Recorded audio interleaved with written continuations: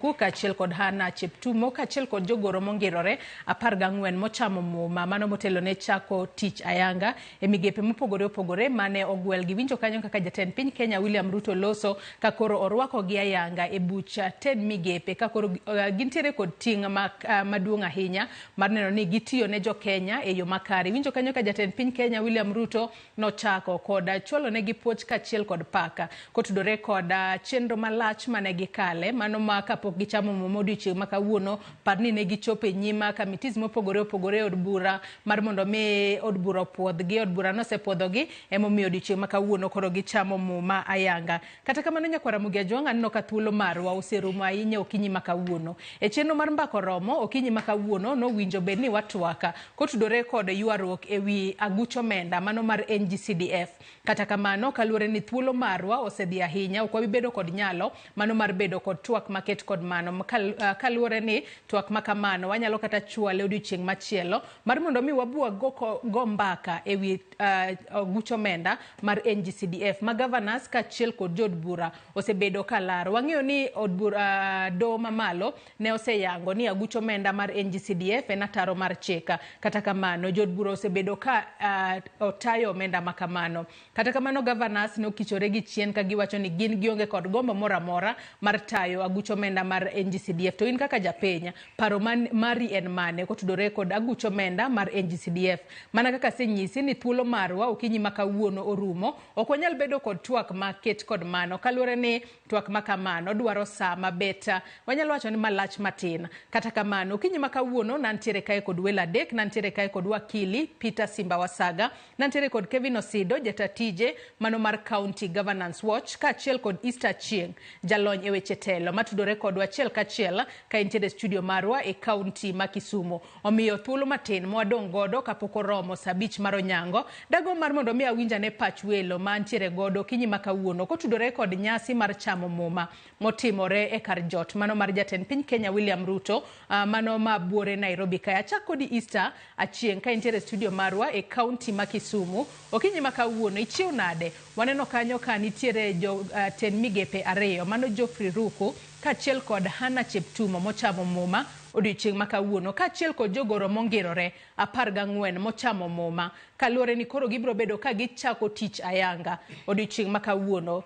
Wanyalo wacho ni jo Kenya nyalo bedo kod geno mane ahinya kotudore kod jogo duto mochamo muma mabro bedo ka tiyo negi e sectors mopogore opogore e pacho ka Easter.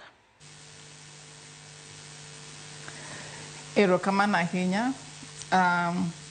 Kawuono kawarango kaka jok mochamo muma adwa wacho e achiel mar Hana nikech weche mang'eny manowuok kanyo koro wawacho ni wasineno ka Millie Odhiambo be wacho ni bokonye mondo ng'e kaka inyalo taa tich nikech kosechamo muma en men kanyo so ka en kanyo en monego okonye kaka onyalo tayo tich mondo ong'e ni gik ma rango wach chwech mar gik marango nyaka kaka mine nyalo dak gi chuo bende ma kaka nyalo dak mondo gidagi gik machando gi nyaka bende notimo maber.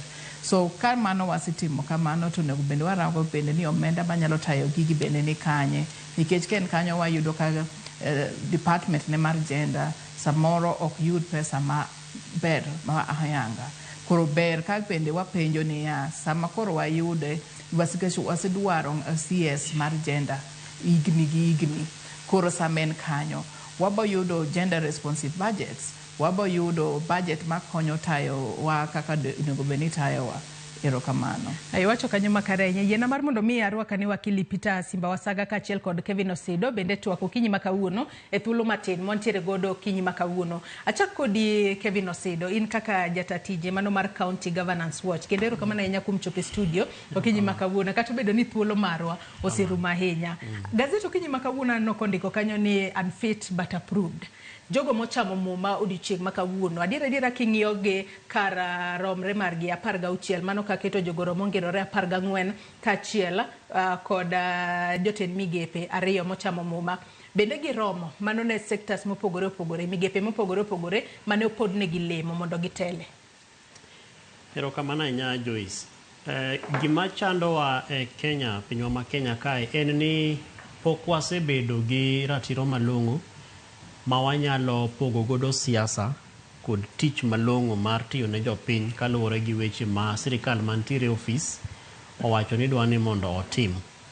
To king'iyo kata mana citations mane ndisomo kuom jogo ma oseluongi ma gin jogo Oromo ngirore kata mana jotelo mag migepe mo ariyo ka ma en Mheshimiwa Geoffrey Ruku kod Mheshimiwa Anna Cheptumo, to samoro nyalo penjori particularly e weche mag jogo Oromo ngirore ni to kakore ka idwaro kata mana ja health tiwinjo kaka citation mar Mheshimiwa Uma Oluga, gik mosetimo gi tich midwa ni mondo dhi oti gin gik ma donjo kanachiel, kendo am sure ni kata jopiny ng'eny kuma gintiere bende gimor ni to koro wang'ni to wanyalo bedo gi principal secretary malong'o manyalo konyo sirikal mar mondo oti ne jopiny kaka ne dware ni mondo oti. To mar ariyo ne mano en ni Mheshimiwa William Ruto bende chalo ka gima chunye chandore ni en gi gigo modwa ni mondo otim ne jopiny, to samoro capacity mar jok ma intiere godo ma moripo bed ni konye ok one ka romo e yo makare, ok girom kilo mar tich ma dware ni mondo ti. Emomiyo waneno ka in the span of about 2 years sirikal mar William Ruto osebedo gi reshuffles mang'eny kabisa. To en nikech samoro expectation mar jopiny gi kaka sirikal tiyo ok chop kama kare. Omiyo en kwayo ni jogo mosemi nafas, especially jogo Oromo ngirorego, the principal secretaries, gibro dok chien ma gipenjre ni to koro tam mar sirikal mar Kenya Kwanza modong'ni kata obed ni Mheshimiwa William Ruto owacho ni broad based government kae to we are going to change this country, wadhi loko pinyni. Gipenjre ni to koro dwaro mar jopiny gi chike manitiere gi space ma wantiere godo kaka Easter wacho achiel wacho ni Mheshimiwa Easter chieng' wacho ni pesa be nyaka keti nikech onge tiende ni intiere office to nitiere programs gi projects moripo bed notim ae to budget to onge. Omiyo en kwayo ni kata ka jomoko kuomgi might not match kaka isewacho adier ni gazete moko wacho ni unfit but approved, nikech in gi so many issues makata sami timo ni vetting gi members of National Assembly to gine ka idwoko penjo kaka noripo bed ni playing their representative role, kata ka ni jopiny mobet kodi piny to penji ok gi feel ni dwoko penjo kaka noripo bed ni idwoko gi e yo makare mar tich moripo bed ni idhi tiyo. Omiyo en gima kwayo en ni mondo yaw thuolo ma sami keto kata mana appointments kata mana adverts to ng'ata ma feel ni en fit, though wang'eyo ni samoro gigi gin political and they are extremely political, but dware ni mondo appointing authority and appointments kata mana committees mag bunge kata mana counties kacha oyaw thuolo ne ng'ata ma feel ni en gi opportunity kendo gigo motimo gin gigo manyalo konyo Kenya, nikech wan bende we operate from and governance is not a vacuum. Sani kata mana jog mantie America gibende ging'iyo Ramogi, ging'iyo ni to jok ma imiyo nafas gi what is their technical capacity. Jok moko bende nitiere to ke Uganda kae gipenjre ni to jok ma President Ruto miyo capacity gi miyo thuolo gi what is their technical capacity. Koro wapimre in the global sphere of governance and leadership ma ok ber ka jo Kenya koro isiemo ni kato bedo ni un gi jok ma are unfit but ire kaka gibeda beda approved. Koro wan gi lessons ma wanyalo somo to help us strengthen governance for the future.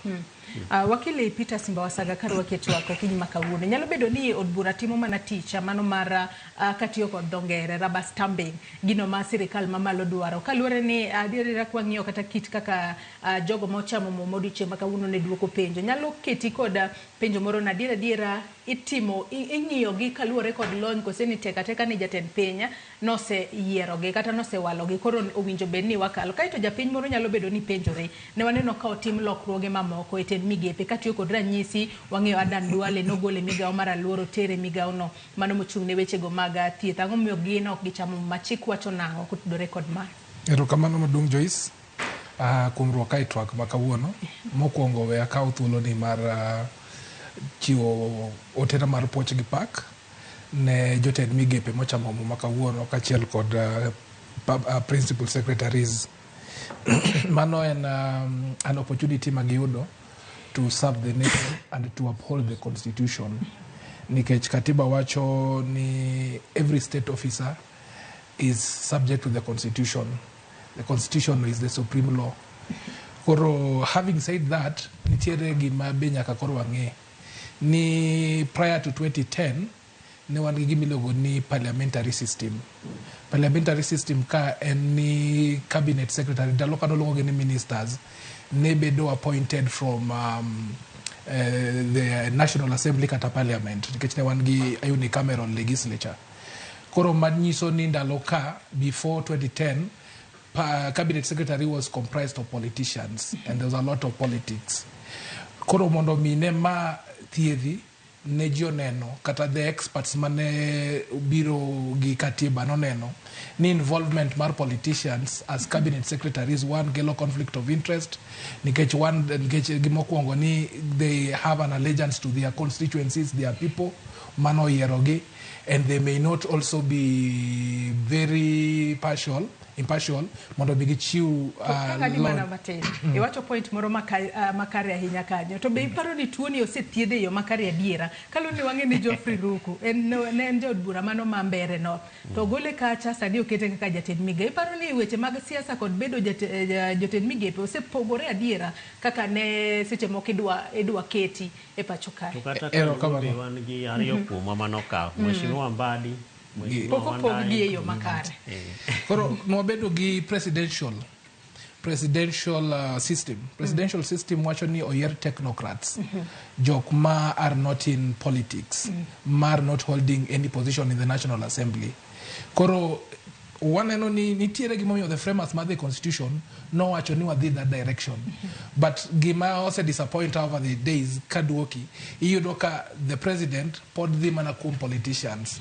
It means ni gima nidwa no thiedhi cha pod ok othiedhi. Koro makes this process both political and for political survival. Take for example jok moyier kaka Aden Duale is a politician. Stand mage oseng'e kaka owuoyo and everything. Number ariyo bende onge expertise in terms of medicine ma onyalo bedo ni ene makoro ta weche mag health. But the constitution bende nokomiyo president kata nokochiwo rang'inyi moro ni mondo mi yieri as a cabinet secretary nyaka ibed ni in gi lony in that sector. Ni for example isomo medicine kata ka en kata kapo ni en gima chalo kaka weche mag puodho ni in gi gimoro agriculture. Inyalo paro ni ndalo moko chien kane wan kod Mutahi Kagwe as the minister mar health to nokosomo sani en agriculture to nokosomo kanyo. Koro I think kuma bedeni ni it's good ni president oyieroji but looking at the tenor, looking at the spirit of the constitution pod wadhi adhia kuma noyaecha. Nwadwa neno ni jok miyierogi gin jok moko ma namba achiel apart from just nigi satisfy chapter 6 of the constitution, apart from having the qualifications, the basic qualifications, nwadwa neno ka gin kod qualifications dockets moket giego nikech mane gimomiyo noko kete parliament nikech nodwaro technocrats. Otherwise kikete kama tineno ka wabedo gi problem. Take for example, of course okanya bedo nya support 100% Matiang'i though nitiere principles ne mang'eny manoka yie godo, but being a technocrat and an unpolitician nitiere gik mang'eny manwaneno during his tenure as a technocrat. Ineno ka nowuok education modhi ICT and everywhere manodhie nen kod nenoweyo blueprint maber. Of course gimoro amora man gi berne ni gi rachne. Kwa duogo kuma iwacho ni kopo ni king'iyo constitution article 152 Article 152 omiyo president the teko mar yiero cabinet secretaries. To koseyiero this cabinet secretaries kilor piny kanyo omiye ngufu be mar reassign them. Koro seche mo yiero gicha en otimo gimiluongo ni nominations. Kose nominate then the National Assembly they approve. Ka National Assembly ose approve then o appoint. Koro gin gik moko adek: nomination kaka notimo mokwongo cha, approval mar National Assembly, kaso koro gibedo appointed by taking oath of office. Koro what happens ideally gimowinjo timre ni seche ma gidhie vetting mar approval cha onego gi present academic qualifications, onego gi present expertise. Mane gima koro jo Kenya ne nigodo gi ng'ur. Ineno ka Ruku kanis watch interview mano tim cha ideally no commit the threshold mane ngato nyalo wacho confidently ni mae ngama will hold this position. But anyway, the National Assembly no approve, which also begs the question ni is the National Assembly independent? Number 2 kani neno wendot embenen gi a lot of questionable remarks mano make ka ngat madhi protect gender gi ngama dhi protect gender kata jok manyiri gi jok machuo all together nyalo wacho ni gima nego wa en lack of money matine nia otemo justify gima the victims wacho ni ka ngato mi pesa kimio ngato pesa to kotimo kidwaro to koro time nade. It was so unfortunate, but still no bedo approved. Koro it means question money penjocha. The National Assembly has been captured and they are not performing role margimar oversight kaka no chiwecha. Because of course koro one code gika we want to see whatever they do. President Wachomalongo ni the real test the real test kori wabro test gi one the citizens wabro ngio teach magitimo ka gitime mrach wabro go koko wabro neno neni nyo yudo docket ni kachal kama sani we machal nade. Koro those are some of the things manitie as a parting shot ni one gi constitution maber but implementation has failed. Atubendi winjo kanyo ka jatend piny Kenya William Ruto goyo debe mano ne sirikal mano mar manywanda ka koro owacho kanyo ni nitiere chenro moko madira diera okinyal timo ka intiere kendi matene ni owacho ni ka intiere opposition okinyal timo ka intiere sirikal okinyal timo yo makare mane momiyo owacho ni sirikal mare obro medo kelo ji mathoth kanyakla mar mondo miyo ne ni chenro duto odhi mbele yo makare. Easter wach ni mogi ka achiel kod kaka jatend piny William Ruto ogoyo debe ne sirikal mar manywanda makoro sani osebedo kokao ji kata mago mantiere kweth mapingo piny owacho mar mondo mi odonje sirikal mar Easter. Awacho ni wach ma jatend wa owacho president owacho en spirit of consultation gi collaboration en riwruok mondo wago paro to kata ka wawacho ni nego bedi en riwruok magoyo paro mondo gik moko ota ber ka watayo gik moko yo mochomo kaka jowa mantiere studio kweka Nairobi bende wacho nikech gimwarango ni samwa wacho ni wariwre mondo wata gimoro gimitayo nego beni ochomo yo gimitayo nego beni rango pach japiny gimitimo no beni rango kaka japiny bende nikech gik midhi tim gi ng'ani bo beni tayo gik ma jopiny bende dwaro. So samitayo gigi jok moket kanyo bende nego beni rango ni japiny gima japiny dwaro wacho nango. Korabo doke ka wacho mugike wach gender.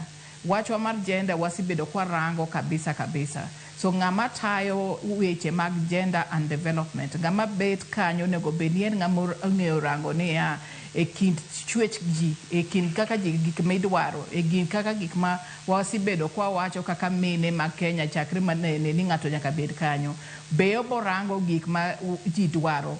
Be oborango gik ma rem ma ji nigo be obong'eyo kaka gigi nyalo bet wayie ni jok moko wacho ni gibo konyo to nego beni sama pod kokonyi nego beni ing'eyo kaka e od bura ama kaka ibong'ado gik moko madhi e od bura. Koro wayie ni osiketgi gimwa nyalo wacho ni wan ka jopiny kata jok mantiere sekta mar tayo gik machal kamano wanyalo konyo to wadwa mondo winjwa sama wacho ni idwa konyo nango nikech ka ng'ato kwinji sami wacho ni mai gima nego dhi kama mano ng'iso ni spirit of consultation cha pod onge. Koro ka spirit of consultation and collaboration and debate we warang mathoth mondo wane tutne kabisa mane ka wanyalo konyore ka kwadhi mbele gi jok ma opuodhigo. Aero kamana inya Easter chien ka intiere studio marwa e county ma Kisumu kuom kauthulo mari mar mondo mi chope studio kinyi makawuono kata kamano mbaka machielo mano mar yuaruok ewi NGCDF obogweli kendo mar mondo mi bi watwage yo makare. Kevin Osido wach ni mogika watiko.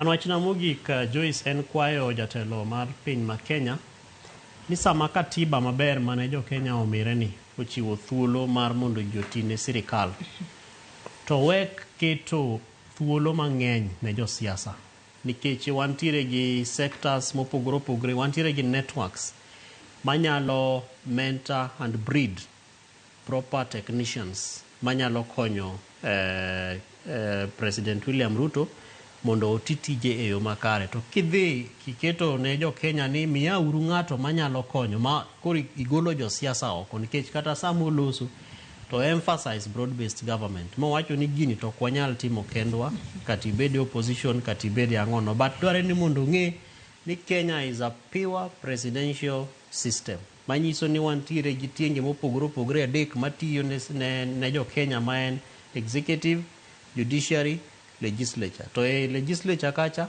wantiere gi jo majority magin jo sirikal, wantiere gi jo minority. Koro aber ka sama ichiwo thuolo to the political elite, politicians, nikech kata mana king'iyo jogoro mongirore mosomnwa citations gika, to almost 96% of them gin jogo mabende ni osebede sirikal, kia tiye ministry marango, kia tiye agency marango, kia otimo NTSA ango, kia otimo angono kanye. To yet the population mar jo Kenya kawa nyala timo an open recruitment process mar human resource, to samigo gicha e gazette, to kata king'iyo jogo ma apply, to dware ni nyiso wani ng'ano gini manende apply, to profiles magi chalo nadi, ma ok mana ni kuri nyiso wani jogo ma osekalo committee kata recruitment process through the PSC gin so and so ema dhi bedo interview. Nikech mano koro wanyalo bedo gi a very robust breed of Kenyans ma are ready, are also prepared. To katieko tawacho ni kamano e kako timore in other jurisdictions. Masama kuri dwaro kata mana ja water, cabinet secretary kata principal secretary mar weche mag pi, tipenjo jo networks gi jo sectors manitiere e weche mag pi, nimiwa uru a list of people, practitioners ma wanyalo nominate mondo president odhi nominate ne jo bunge mondo ndik kaka either jagoro mongirore kata jatelo mar migawo machalo ka. Kidhi e weche mag somo be ichak itime kamano. But marwa ma Kenya ka to kato bedo no wacho weche mag inclusivity, but waneno ka jo siasa iketo mbele ahinya. Makata kidhi e mazishi liel mar jaod ng'ato, to koro kia kacha tinyisi ni ideo in ka dok Nairobi to in next idhi bedo cabinet secretary. But king'iyo technical aspects kata king'iyo narratives majatelo mimiyo thuolo ni godo, to kine ka weche makamano chopo kama jo Kenya paro ni nyalo chope. Omiyo mago gin lessons ma dware ni mondo bende wang'ini to gaps machalo manadi ma wasebedo godo e weche mag appointments. Karo bedo ni appointment to en thuolo ma katiba omiyo rais kaka teko mare onyalo appoint anybody. But in terms of service delivery, bende wan accountable. Bende wang'iyo inclusivity ma wacho ni en inclusivity malongo ma chopo kama ng'eny jo Kenya bro feel ni adieri wantiere sirikal to sirikal nitiyonwa wante waduto. Erokamano ahinya. Wakili, wachimo gika watieko. Erokamano. An Ruto wacho pile, President Ruto wacho pile ni Raila omiyo sirikandi ochung'. Kendo ambo wacho ka pile ni wamiyo president experts. Technocrats. So nitiere wer moro mowere opende kocha ni anto tachiwo ngimana tanayo dang'o. Koro wanto wasechiwo technocrats, wasemiyo the government obedo stable. Koro wambe koro nyakwa penjire sana technocrats magwa man kanyo ni kwase stabilize sirikal mar Ruto ni wanto twadhi odi ang'o. Nikech wuora wachoga pile ni sama koth chwe nyakitimre nade nyakichiki. Kiweya pi odhi nono kaso kiny ka chieng' osechako bedo kichako ywak to bedo gi matek kabisa. Kora I want to just urge joge wa manie sirikal ni this is the time maginyalo empower the youth, this is the time maginyalo empower jogi, this is the time maginyalo so joge gi kuonde ma very influential. Of course kaka Senator Masiano sewachocha ni ma ok nwakawo magi jok moko, wakawo mana mekwa. Katieko Joyce we akaw kuyo na makende chiune Jowa Masuba South, especially gweng' manyama dede no alalo jaduong' ma walura hinya, jaduong' Jona Runga Mbithe. Koro thuolo ni bende dakaw mondo achiune gi mos makende ahinya. Thank you so much for inviting us. Erokamano ahinya kendo an bende achwalo nuote mag mos kuyo kaachiel kod lit ne anyuolau e kinde ma koro untiere e kuyo kaluwore kod lal mar jaduong'. Agonu erokamano ahinya kuom kawo thuolo mar okinyi ma kawuono. Mano wakili Peter Wasaga, Kevin Osido kaachiel kod Inista Chieng' mane tudori kodwa ka intiere e studio mar e county ma Kisumu. Kendo happy Easter akoyo ni hawu maber mar Pasaka e kinde ma koro wang'ino odiochieng' ma kiny en odiochieng' mar Pasaka nyaka chieng' wuok tich. Nyakwa Ramogi Ajwang' in bende akoyo ni hawi maber mano mar Pasaka. Erokamano ahinya kuom bedo kodwa nyaka gisani mwachopo e giko mar twak marwa e chenro mar mbaka oromo kinyi makonto. Mana kaka ng'isi, twak kata thuon wach mano onego bedni watwake, mano yuarruok ewi aguch omenda mar NGCDF. Mano mbaka makoro wachwalo nyime, wanyalo twake juma manyien. Mar mondo mi mbaka makamano in bende wachwal ni kaka japenya mondo inyisnwa pachi kotudore kod ni ng'a monego bedni tayo aguch omenda mar NGCDF. Elonya wadwa Cleophas Oluoch mano ni chenro ni obiro ni eyo makare, wagoni erokamano ahinya. Bet kod odiochieng' maber, oriti masani, nyinga Joyce Oduor.